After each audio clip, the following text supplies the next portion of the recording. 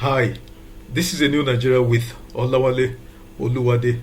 On today's episode of the program, I will speak briefly on what I've titled Mass Killings in Nigeria and the United States Intervention. Mass Killings in Nigeria and US Intervention. Here's the question. How did we get here? How did Nigeria get to this juncture? And what are the exit routes, if any, from this quagmire? First, let me deal with how we got here. The first reason how we got here, the first point, number one, is leadership. We got here essentially because of failed political leadership, period. If I stopped at this point and didn't utter another word, it will suffice. In the past 15 years, but particularly since 2015, Nigeria hasn't been led as much as it's been divided, plundered, and terribly misgoverned. And the chief culprit of how Nigeria got to this tragic cul-de-sac is the egregious incompetence and utter collapse of responsible, competent, and patriotic political leadership at the federal, state, and local governments all over Nigeria.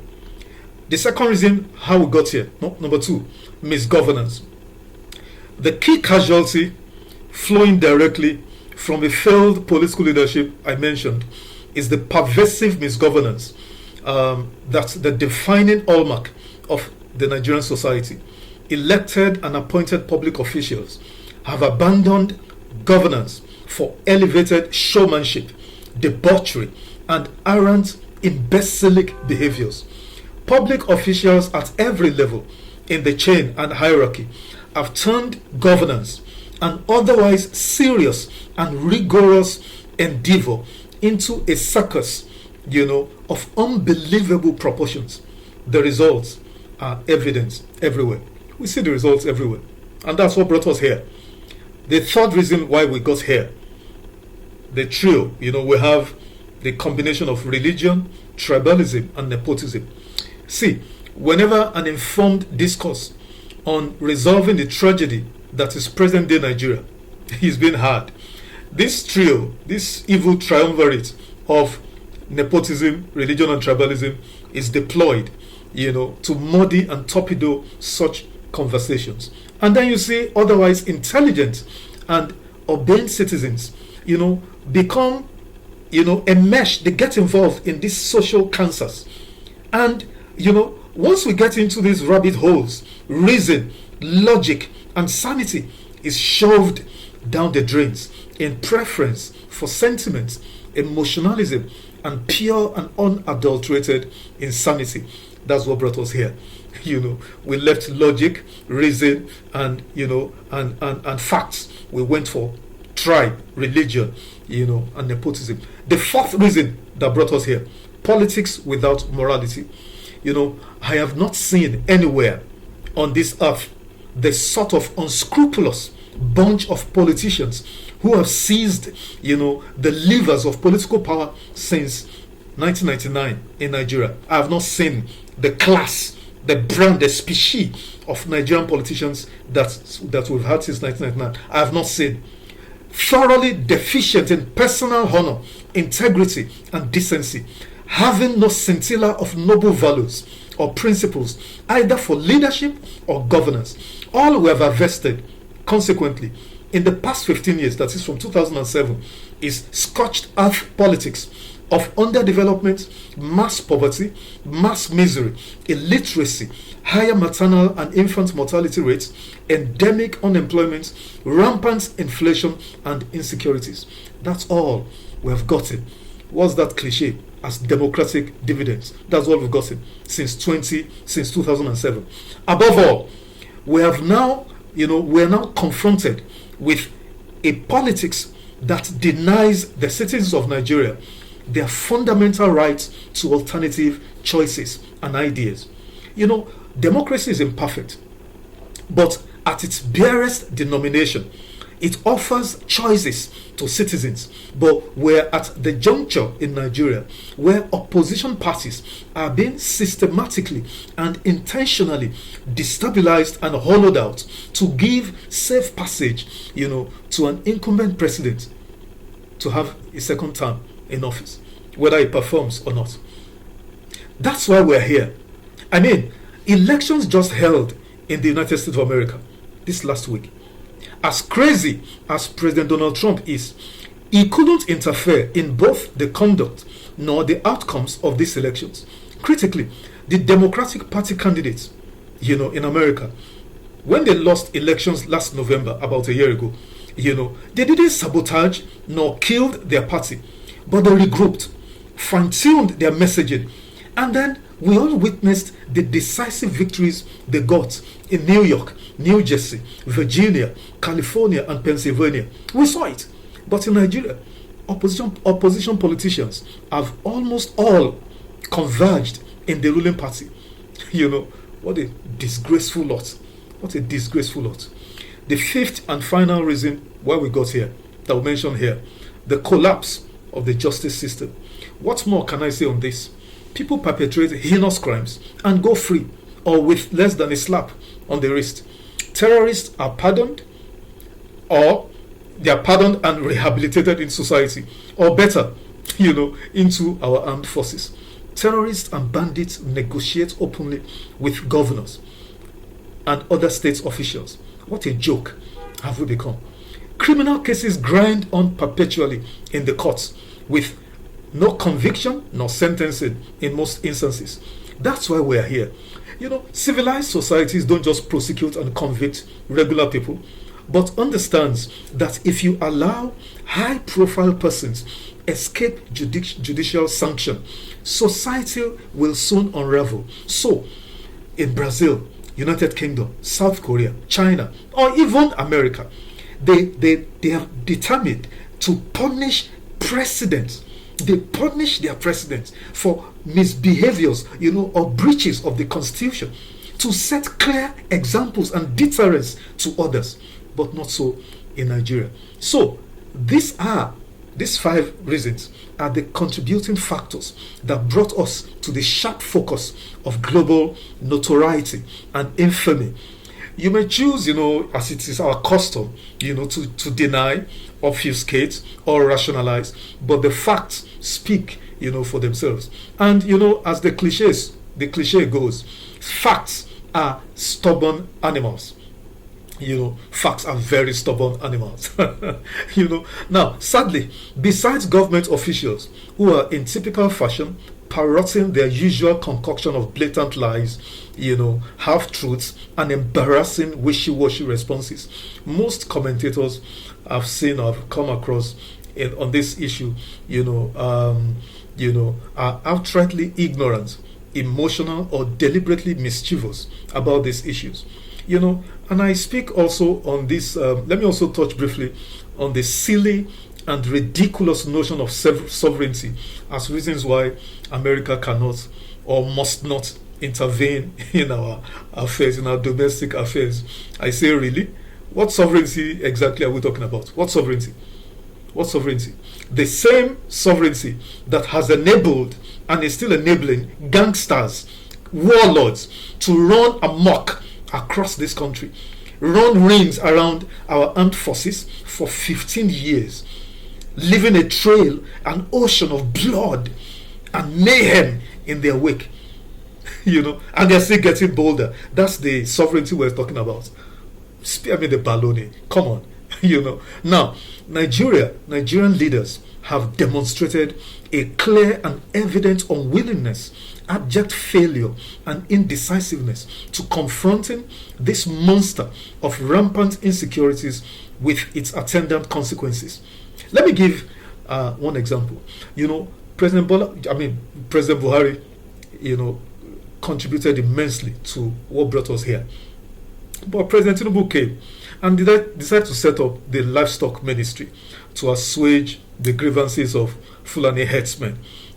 I'm not in support of that. But I said in one of my presentations, this is on my YouTube channel, I said, if that is the price Nigeria would pay, to mitigate somewhat the incessant skirmishes, interactions, bloody interactions between pastoralists and farmers, I said, if that's the price Nigeria would pay, I'm all for it.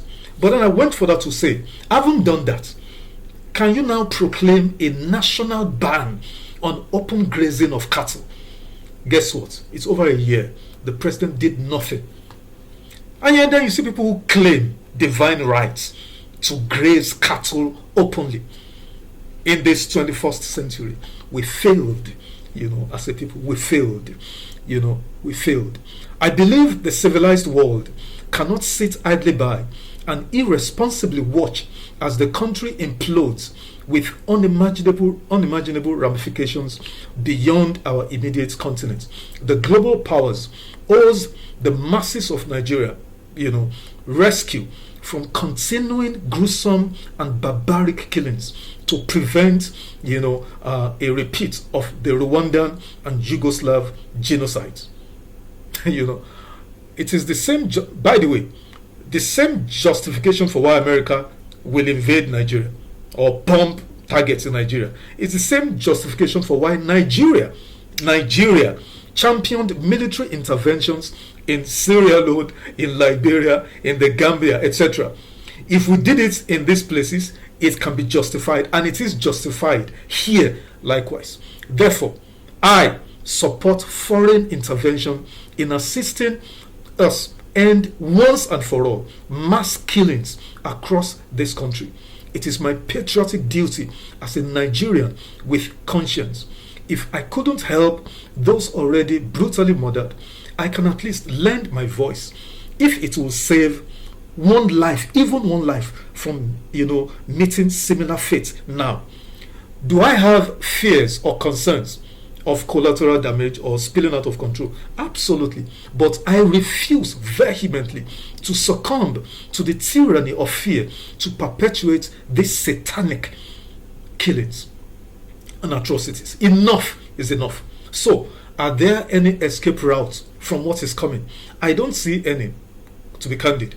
And I actually urge President Donald Trump to hasten action, follow through on his threats, and go hard and furious against the murderers, the killers, the terrorists, bandits, kidnappers. Go hard and furious against them. But not just them, their sponsors and collaborators, wherever they are on the face of this earth. Hunt them down and bring them to justice. If you can bring them to justice, take justice to them, as it was done to Osama bin Laden. Now, our cup of injustice and wickedness as a nation of people, is overflowing, and the cries of all those innocent children, women, men, young and old, whether Muslim, Christians, animists, I don't give a damn. I couldn't be bothered. I'm not here, speaking for Christian genocide. I'm speaking about genocide across all faiths, all tribes, all ethnicities. Genocide, I am condemning it in Zamfara, in Katsina, in Sokoto, in Middle Belt, Plateau, Benue, Nasarawa, in Kwara State, in Southwest. I am condemning killings across this land. Senseless, heinous, barbaric killings. That's what I'm against. And it must end. Enough is enough. The cries of all those innocent people killed, their cries have gotten to the ears of God for vengeance. And it is time for vengeance. We warned. We admonished, we counseled, we even reprimanded. But Nigerian leaders, an elite class, buried their heads in sand. They were having a party, they were having a blast. It is time for justice. So, they did nothing. For 15 years, they did nothing. So, they had 15 years to stamp this plague out of our country, but they did nothing. So, let me also say quickly as I round up, China or Russia cannot avert what's coming. If anything, especially China, they are utterly complicit in the genocidal atrocities going on, across this country. We know what is going on. China is a main culprit, sponsoring some of these atrocities, displacing people from their ancestral lands, from their lands, to have access, to rare earth minerals. They cannot totally exonerate themselves. We know what is going on, but that's not my point. These killings has got to end. The responsibility of any responsible government is, according to the Constitution of the Federal Republic of Nigeria, 1999 Constitution, Section 14 2B, the welfare and security of the people is the primary responsibility of government. Government failed in securing the people. Let's even leave provision of welfare, securing the people. Government failed. So this mindless criminal impunity, recklessness, and unbelievable insanity has gone on for way too long. Whatever the collateral effects of the intervention by the United States, so be it. Heaven will not fall. See, let me add as I shut down. If it was in my powers, I thought long and hard for me to say this. If it was in my power, my powers, I would ask that Nigeria be recolonized. Not just Nigeria, most of West Africa, East Africa, even parts of South Africa. I would request, that we be recolonized. We are an utter disgrace to the civilized world. I say that. We're a disgrace to the civilized world. How have we conducted ourselves as human beings? How? We can govern ourselves. We cannot govern ourselves. Can we be recolonized, for Christ's sakes? So, finally, while I am indeed a strong and avowed critic of President Donald Trump, but perhaps he became President of America for such a time, for such a scenario as this. God's wisdom, after all, is indeed and truly unfathomable. Until now, I couldn't understand how God allowed, Donald Trump become President of America. Second time, I could never understand it. But it's making sense to me now. Thank you for listening. God bless Nigeria. God bless and comfort the families of those who have died in this senseless, heinous, barbaric killings all over Nigeria. God comfort them.